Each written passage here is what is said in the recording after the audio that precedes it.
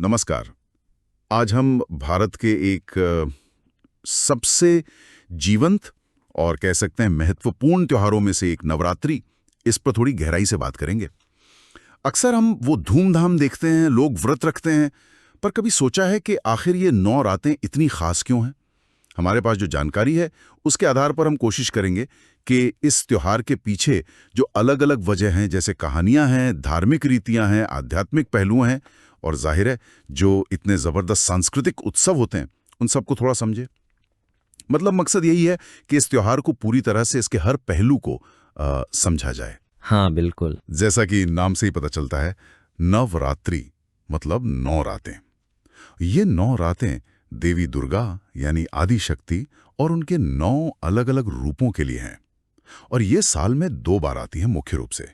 एक तो चैत्र नवरात्रि जो वसंत में होती है, और दूसरी शारदीय नवरात्रि जो अभी शरद ऋतु में आने वाली है। और ये ज्यादा लोग इसे ज्यादा जानते हैं। तो इन 9 रातों में कहानियां भी हैं, बहुत गहरी श्रद्धा भी है, और पूरे देश में अलग अलग तरह के रंगारंग उत्सव भी। ठीक है, तो आइए इस पर थोड़ी विस्तार से बात करते हैं। हाँ, नवरात्रि सिर्फ कैलेंडर में एक तारीख नहीं है।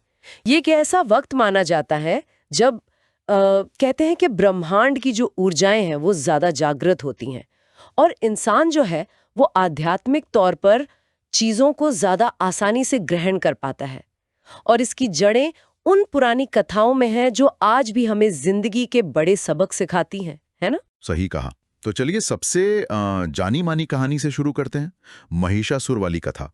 देवी दुर्गा ने कैसे महिषासुर का वध किया। कहानी कुछ ऐसी है कि एक बहुत ही ताकतवर असुर था महिषासुर।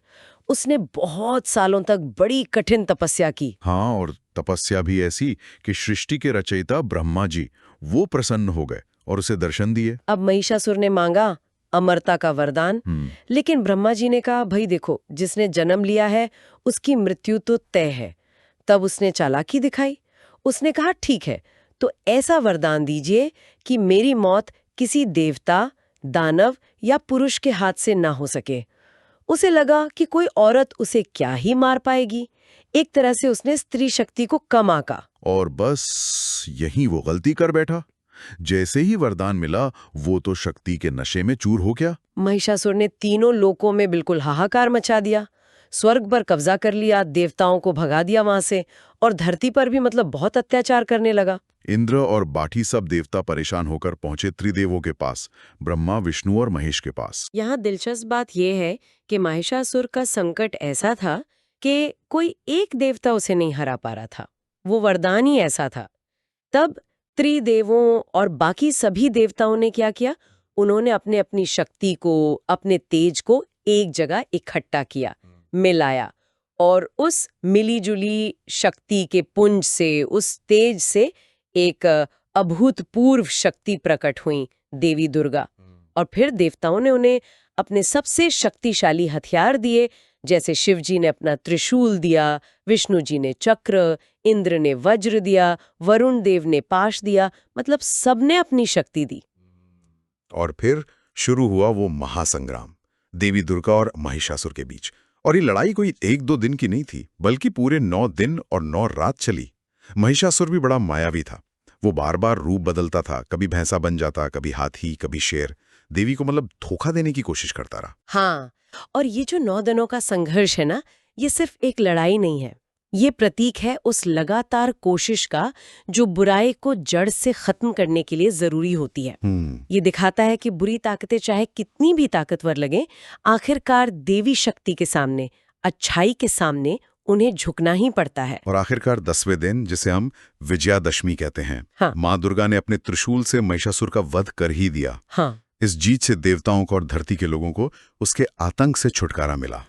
इसीलिए नवरात्रि को बुराई पर अच्छाई की जीत, धर्म की अधर्म पर जीत का पर्व मानते हैं। हाँ, और एक बात और इसमें जोड़नी चाहिए, ये कहानी हमें ये भी याद दिलाती है कि स्त्री शक्ति कितनी बड़ी हो सकती है, अपार हो सकती है।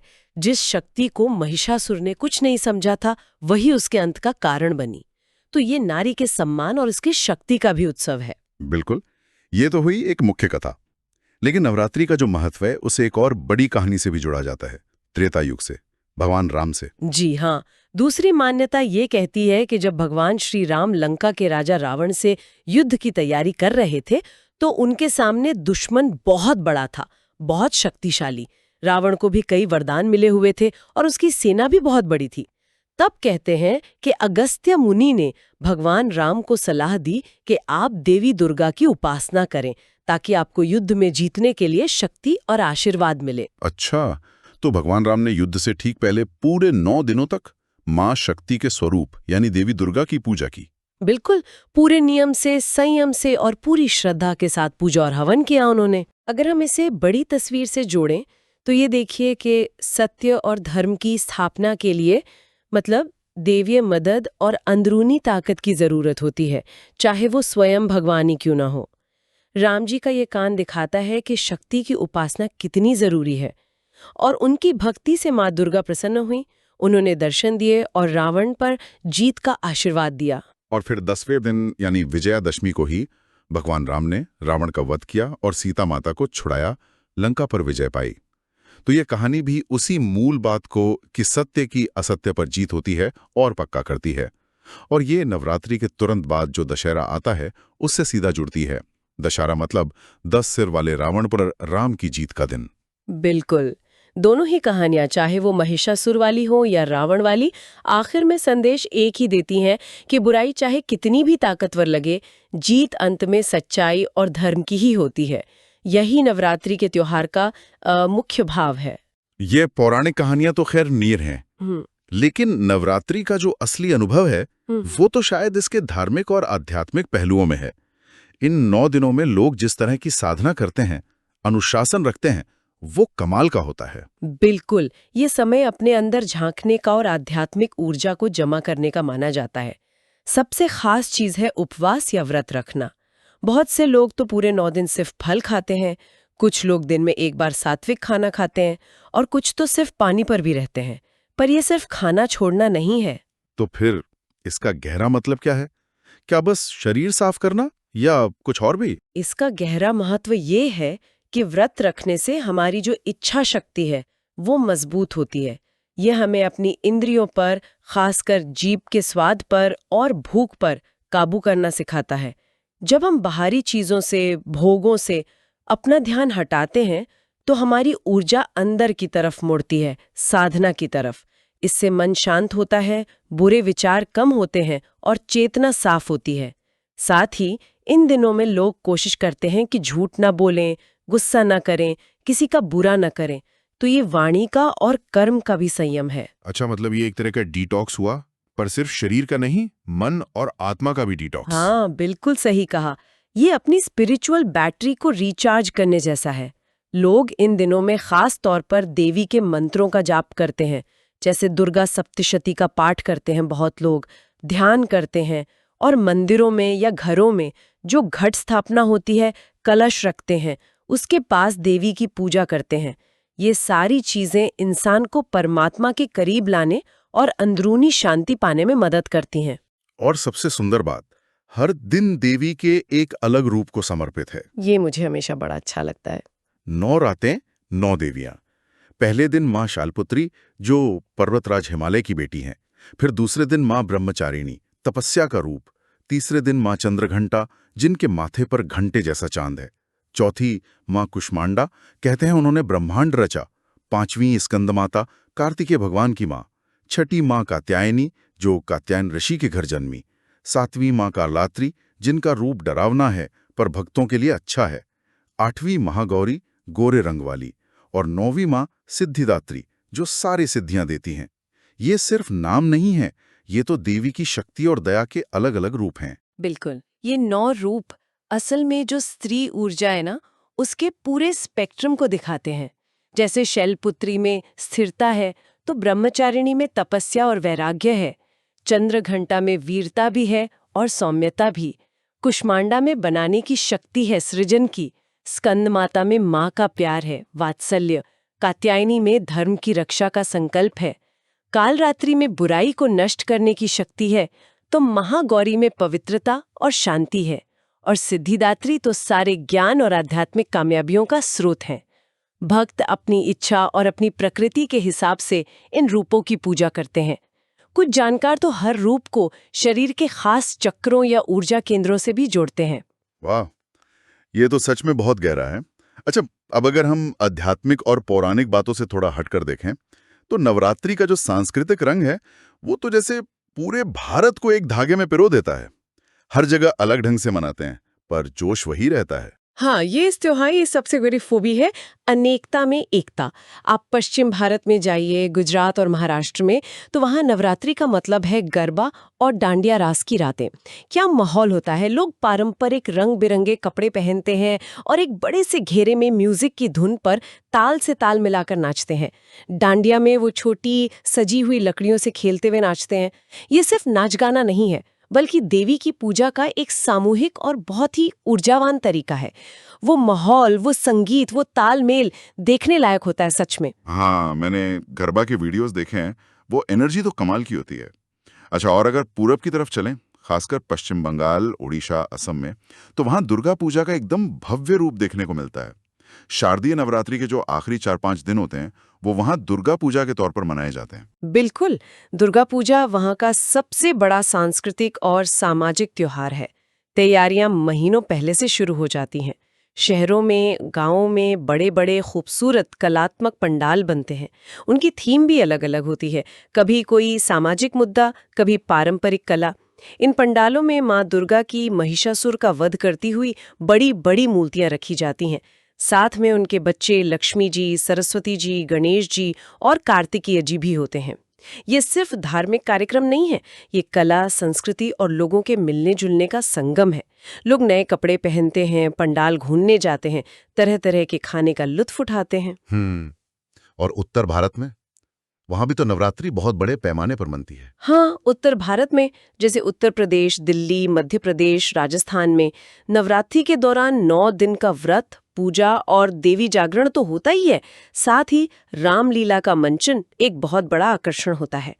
खुले मैदानों में या मंच पर भगवान राम की पूरी कहानी को नाटक के रूप में दिखाते हैं, जो रावण वध और दशहरे तक चलता है। हाँ, बचपन में रामलीला देखने जाने का एक अलग ही मजा था। और फिर 10वें दिन आता है दशहरा, जब रावण, उसके भाई कुंभकर्ण और बेटे मेघनाद के बड़े-बड़े पुतले जलाए जाते हैं। ये फिर से बुराई के खत्म होने का प्रतीक है। दक्षिण भारत में भी नवरात्रि मनाते हैं, जैसे तमिलनाडु में गोलू या कोलू होता है, जहां घरों में सीढ़ियों पर देवी देवताओं और सामाजिक जीवन दिखाने वाली गुड़ियों को सजाते हैं। ये एक महत्वपूर्ण सवाल उठाता है कि कैसे एक ही त्योहार का जो मूल भाव है, देवी शक्ति की पूजा और बुराई पर अच्छाई की जीत, वो इतने अलग-अलग और खूबसूरत तरीकों से सामने आता है।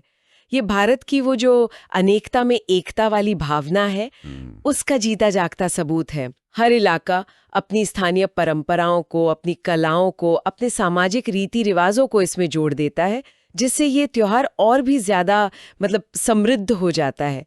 लेकिन इन सारी अलग-अलग चीजों के पीछे वही श्रद्धा है, वही भक्ति है और वही उत्सव की भावना है। ये त्योहार लोगों को, समुदायों को करीब लाता है, परिवार के रिश्तों को मजबूत करता है और एक साझा सांस्कृतिक पहचान का एहसास कराता है। तो इस सब का क्या मतलब है?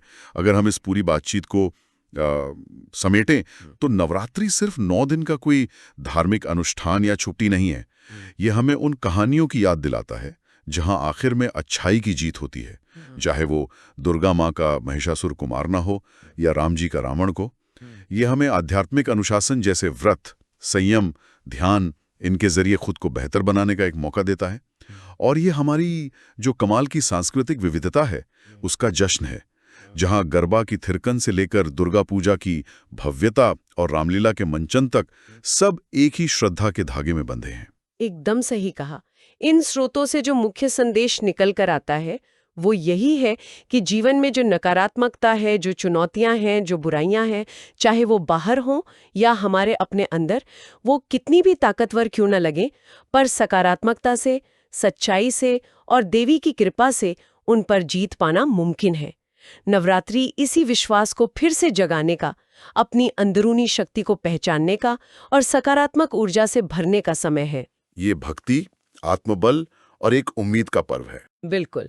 और यहीं से एक विचार मन में आता है, जिस पर शायद हमारे सुनने वाले भी सोचें।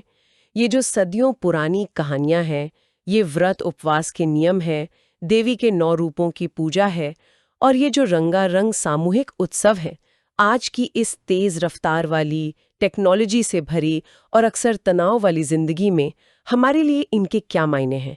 क्या ये सिर्फ एक परंपरा निभाना है, या फिर ये जो पुराना ज्ञान है ये आज भी हमें अपनी अंदरूनी कमजोरियों, अपने मन के महिषासुरों और रावणों, यानी हमारे गुस्से, अहंकार, डर या आलस पर जीत पाने के लिए कोई प्रैक्टिकल रास्ता या अंदरूनी ताकत दे सकता है? सोचने वाली बात है कि कैसे ये रीतियां हमें न सिर्फ अपनी जड़ों से जोड़ती हैं, बल्कि शायद एक ज्यादा संतुलित, ज्यादा सार्थक और एक ज्यादा जुड़ा हुआ जीवन जीने की राह भी दिखा सकती हैं।